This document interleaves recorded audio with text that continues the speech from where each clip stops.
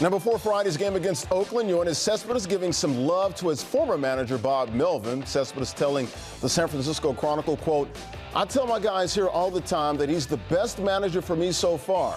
I don't think there's a better manager than Melvin." Here's Cespedes on possibly going back to his first MLB club. Era mi casa para mí y eso no lo cambia nada. Yeah, so what I was chatting about with the reporter from Oakland, I was just telling her that it would be nice if somehow at the end of my career that very last year, if I got to play in Oakland, just because I was a team that I started with.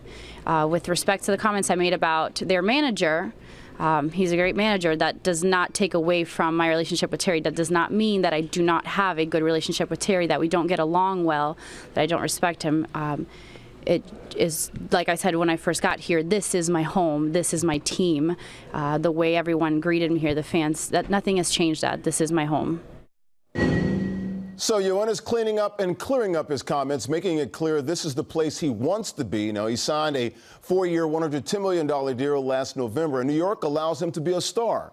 But after his deal runs out here in New York, Yo will be 35 and going to the East Bay for a year or two wouldn't be a big deal to Mets fans, right?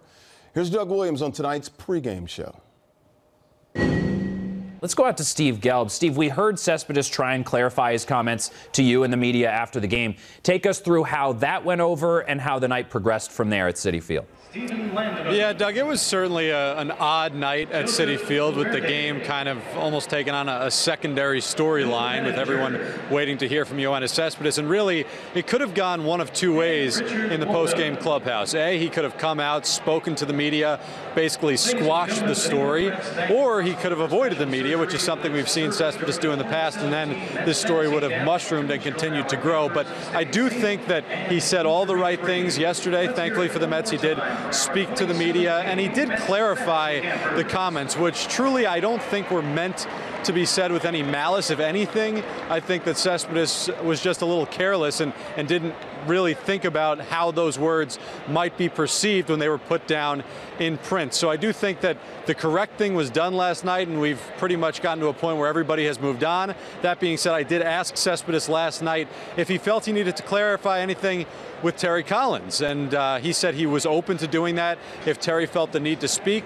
Today, though, Terry Collins said that no discussion was necessary.